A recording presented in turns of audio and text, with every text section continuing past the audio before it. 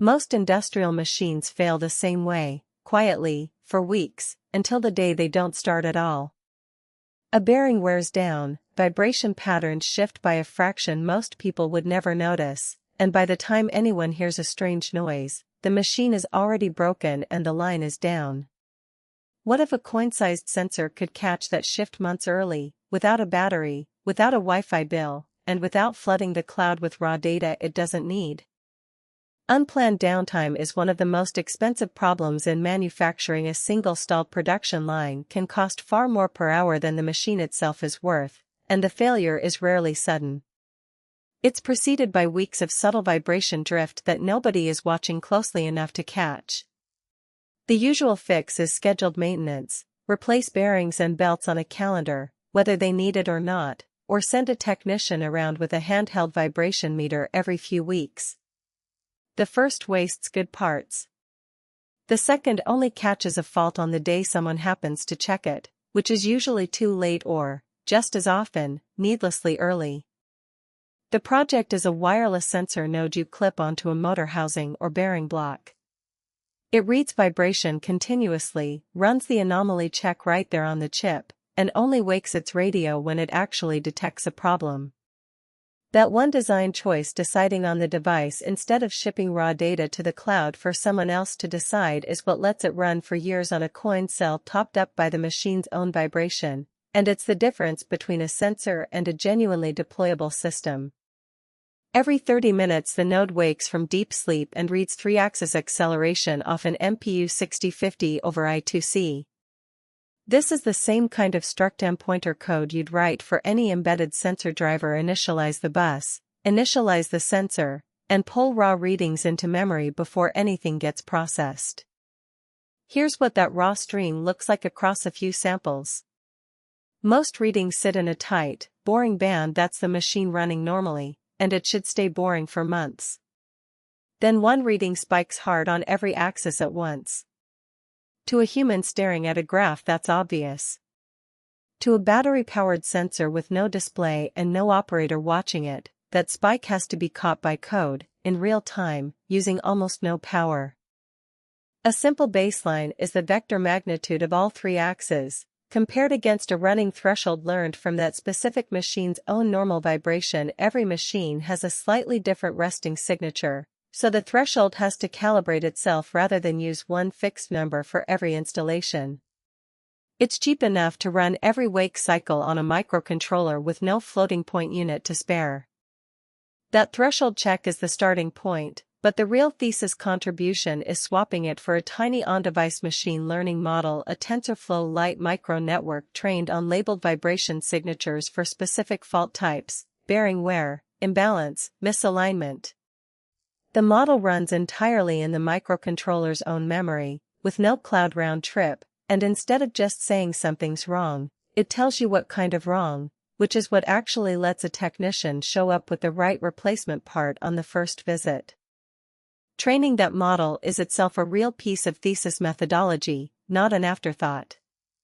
You'd run a healthy motor for a baseline recording, then deliberately introduce controlled faults: an imbalanced fan blade, a bearing with induced wear, a slightly misaligned shaft, and log the same 3-axis stream for each labeled condition, ideally across several test rigs so the model sees more than one machine's quirks.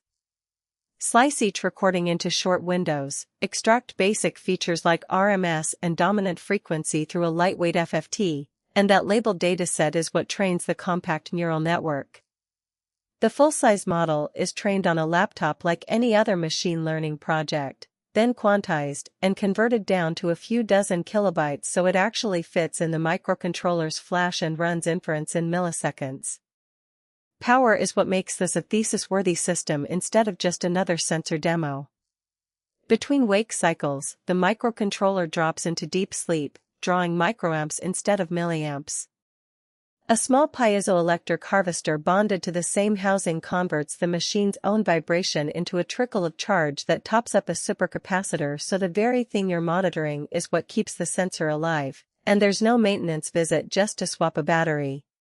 When an anomaly does fire, the node doesn't stream data, it sends one compact packet over LoRa, a radio protocol built for exactly this, kilometers of range at a fraction of Wi-Fi's power draw, which matters on a factory floor where the nearest router might be 3 buildings away.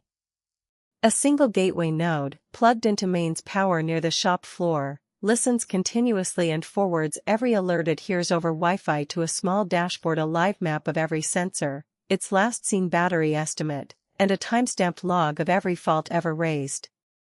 Because the sensor nodes only transmit when something is actually wrong, one gateway can comfortably cover dozens of machines without the bandwidth or noise problem you'd get from everything streaming raw data continuously, and the dashboard itself can be a simple MQTT broker feeding a lightweight web page. Nothing about this stage needs to be exotic to be genuinely useful on a real factory floor. Here's the argument for a review committee. Most student IoT projects pick one interesting idea, a sensor, or a dashboard, or maybe cloud-based machine learning, and stop there. This one deliberately combines 3 that rarely appear together in undergraduate work: energy harvesting that removes the battery replacement problem entirely, on-device inference that cuts bandwidth and cloud cost by acting locally instead of streaming, and long-range low-power radio that makes a multi-node factory deployment realistic instead of a single desk demo. Each piece is well documented on its own. The novelty, and the real engineering work, is in making all 3 cooperate on one tight power budget, where every extra millisecond of radio time or every extra sensor pull has a direct, measurable cost against how long the node survives on harvested power alone. A realistic scope for 2 semesters. Semester 1 builds the sensor node, the calibrated threshold detection, and the LoRa link end-to-end on a single test motor with induced faults. Semester 2 swaps in the trained TinyML model, adds the energy harvesting circuit and power budget testing, and scales to a small multi-node deployment feeding one shared gateway dashboard. Each stage is a working, demoable milestone in its own right, which matters as much for your review panel as the final result does. The firmware for a project like this is written in C, reading sensor registers, managing memory on a device with kilobytes to spare, and packing data efficiently before it goes over the air. If you want to build those exact skills, the C mastery path covers structs, pointers, bit manipulation, and memory management for free, linked below.